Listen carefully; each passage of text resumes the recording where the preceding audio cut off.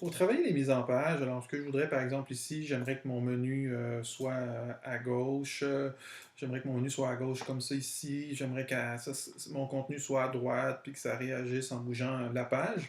Donc vraiment l'utilité d'utiliser le code et sa possibilité de répondre à l'utilisateur, donc d'être responsive.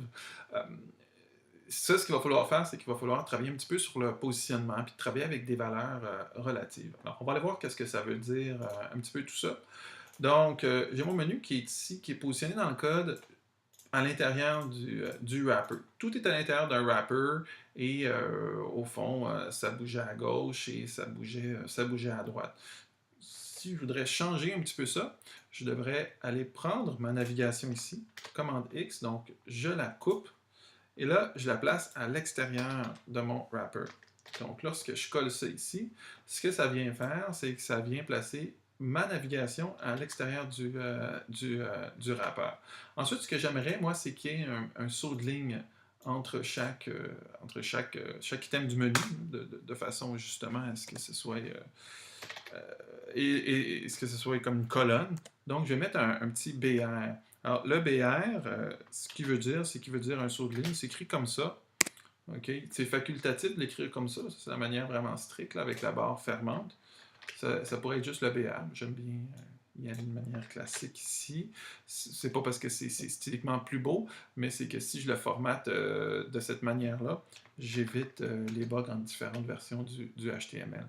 Donc, ce qu'on vient voir ici, c'est que le BR, il a mis un saut de ligne entre chaque item de mon menu. Donc, ça, c'est le BR qui fait ça. Et comme c'est à l'extérieur de mon wrapper, il se retrouve à gauche. Bon, ben, c'est ça. C'est pas, on n'est pas encore là. À ce propos, si le BR, on trouve que c'est pas assez, là, on va pouvoir augmenter l'interligne tantôt. C'est une valeur que j'avais pas parlé. Donc là, dans le fond, c'est pas suffisant. Alors, il faut travailler un petit peu plus. Alors, allons-y. Maintenant, il faut aller dans les CSS pour venir mettre en forme tout ce contenu-là. Bon, je parlais de ma nav. Donc, je vais aller dans ma navigation ici.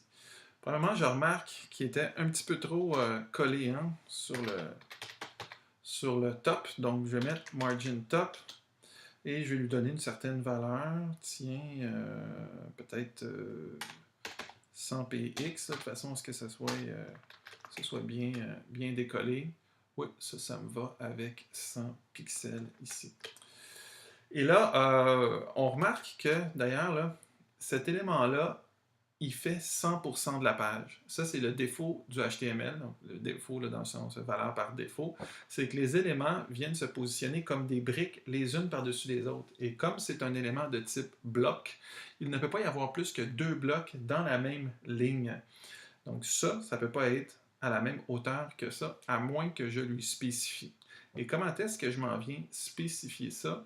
C'est avec la valeur suivante, c'est avec float. OK?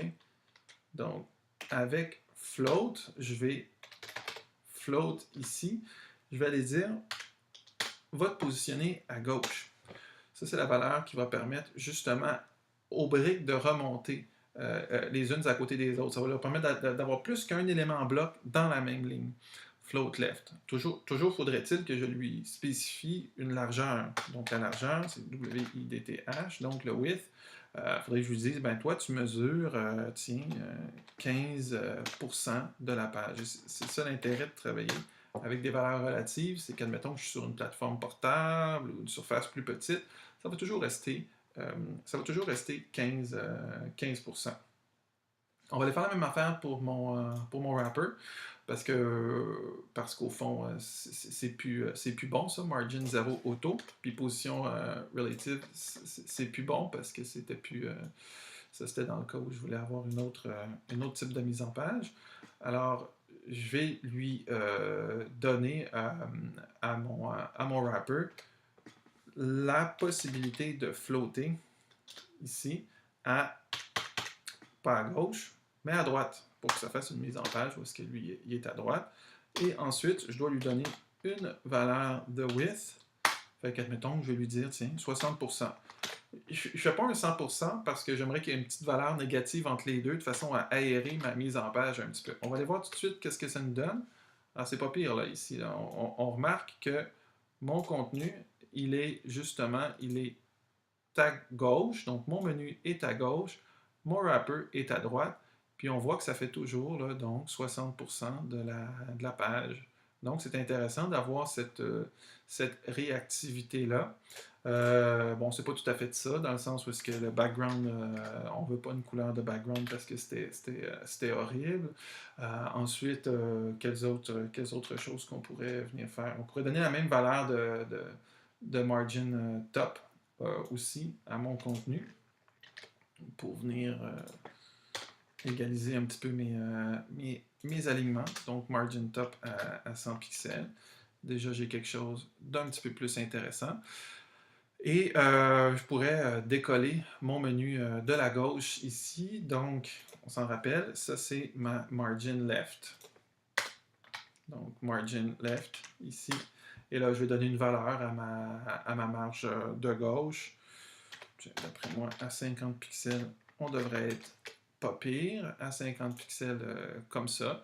Puis, je pourrais pousser mon contenu à gauche aussi de 50 pixels. Donc, mon wrapper margin. J'avais deux margin top ici. Margin right de 50 px comme ceci, ici. Donc ça commence à se dessiner. Je finis par avoir une mise en page qui est intéressante avec un menu à gauche et mon contenu à droite, comme cela.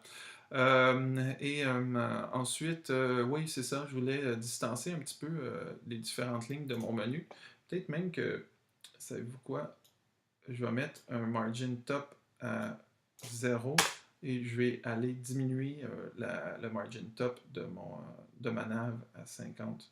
Je pense que ça va être plus intéressant. Ici. Ouais, c'est plus intéressant d'avoir ça comme ça. Ouais, ce que je disais, c'est que je voulais avoir une interligne un petit peu plus grande. Ça, je ne l'avais pas couvert. Donc, l'interligne, vu que j'ai travaillé avec des line 8, vu que je travaille avec des BR, qui sont des sauts de ligne forcés, tout est dans le même paragraphe. Donc, si je veux espacer chacune des lignes d'un même paragraphe, c'est line 8. Et là, je spécifie une valeur en pixels. Ma police était ma police au niveau, je n'avais pas spécifié de valeur de police, donc je vais y aller avec peut-être un line 8 de 20 px ici. On va voir qu'est-ce que ça donne ici. C'est peut-être pas suffisant, je vais y aller avec 50. Et voilà, un petit peu trop gros.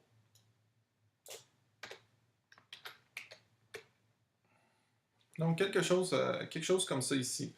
Donc, on a une mise en page qui est peut-être un petit peu plus intéressante que ce que j'avais tantôt, puis qui est réactive, donc qui vient toujours justement s'élargir au fur et à mesure que j'élargis ma page Internet.